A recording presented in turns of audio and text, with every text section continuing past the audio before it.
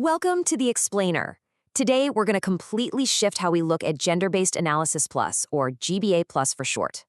We're taking it from, a rigid government checklist and translating it into a deeply compassionate, trauma-informed toolkit for frontline workers. We're going to dive right into Module 7 of the GBA Plus community training course, specifically focusing on trauma and violence-informed approaches and how we actually evaluate success in community care. Let's get right into it. Okay, let's dive into this. When marginalized immigrants and refugees arrive at the doors of service providers, they're often carrying some really complex, overlapping traumas. We're talking about anything from perilous migration journeys to intimate partner violence. Newcomer women facing gender-based violence encounter unique, compounded systemic barriers. Think about the constant threat of deportation by an abusive sponsor, severe language barriers, deep isolation. Analyzing demographic data without understanding these massive, overlapping vulnerabilities, it's not just ineffective, it's actually harmful. So, what does this all mean? Well, it brings us to a real game changer, TVIA, or Trauma and Violence-Informed Approaches. And look, this isn't just another administrative checklist to fill out. No way. It's an entire framework that weaves trauma awareness into the very DNA of our programs. The absolute priority here is ensuring safety and preventing re-traumatization.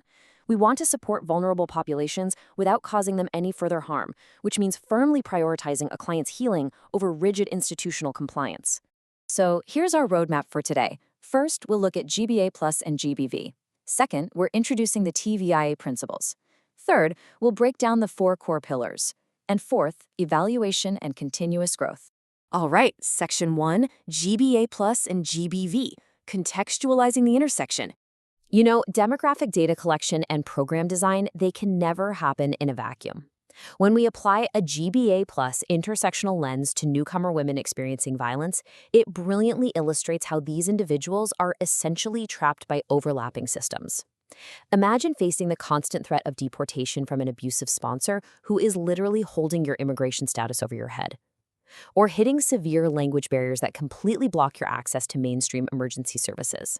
When you add in deep social and geographic isolation, plus culturally specific stigmas, well, you can immediately see why standard one-size-fits-all programming will absolutely fail this demographic.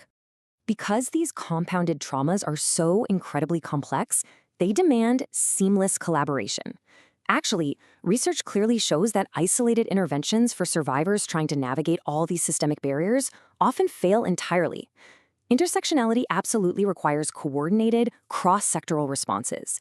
A community settlement worker just can't tackle immigration precarity in total isolation, right? Just like a domestic violence shelter can't single-handedly address severe language barriers. The settlement sector and the anti-violence sector absolutely have to work hand-in-hand to support survivors effectively. Moving on to Section 2, Introducing TVI Principles, the Paradigm Shift. Now, I really want you to think of this methodology not as some bureaucratic red tape, but as a practice of radical humanization. This is vital harm reduction, plain and simple. The sector guidelines give us a mental map of 4 core TVIA pillars. 1, universal trauma precautions. 2, preventing re-traumatization. 3, fostering physical and cultural safety. And 4, continuing growth and community building. These 4 principles are going to act as your blueprint for immediate application out in the field. Which brings us right to Section 3, the 4 core pillars, TVI in action. Let's unpack that first pillar, universal trauma precautions.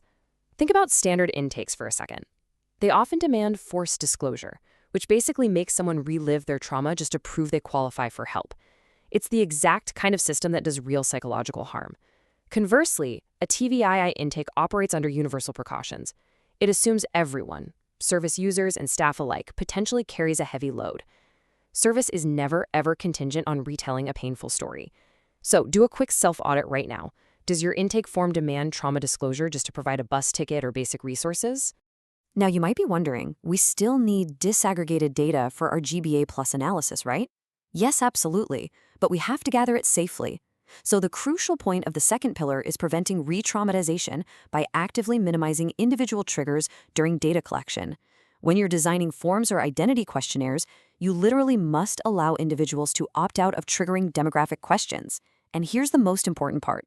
There must be absolutely no discrimination or loss of service if they choose to opt out. None.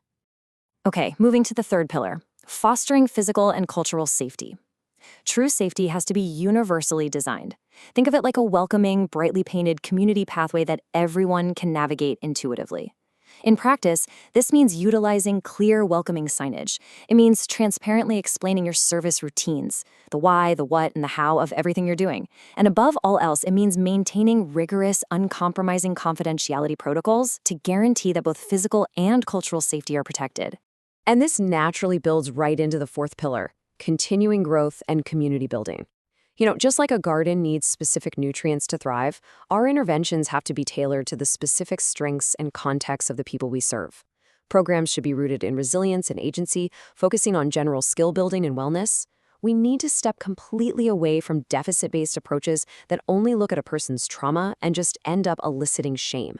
Instead, focus on the bloom, focus on resilience, and focus on personal agency. Finally, Section 4, Evaluation and Continuous Growth, the accountability loop.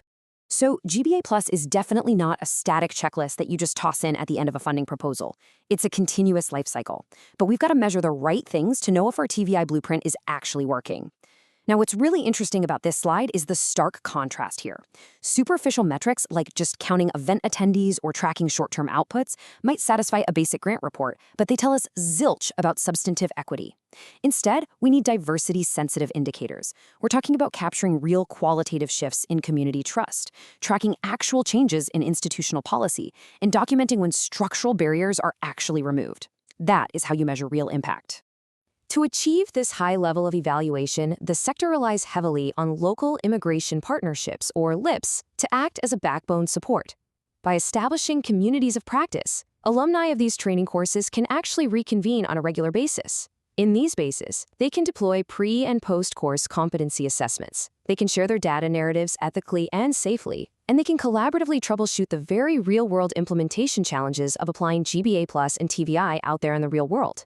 It's all about refining equity strategies together. I want to leave you with a final provocative thought today. As you look at the framework, the intakes, and the evaluation metrics of your own community work, I want you to ask yourself, are your policies protecting your institution or the people you serve? The ultimate goal of this blueprint is to empower you to evaluate your organizational readiness today so you can immediately apply these trauma-informed approaches. It's the only way to ensure your community work is genuinely inclusive, safe, and healing. Thanks so much for joining me for this explainer, and I'll catch you next time.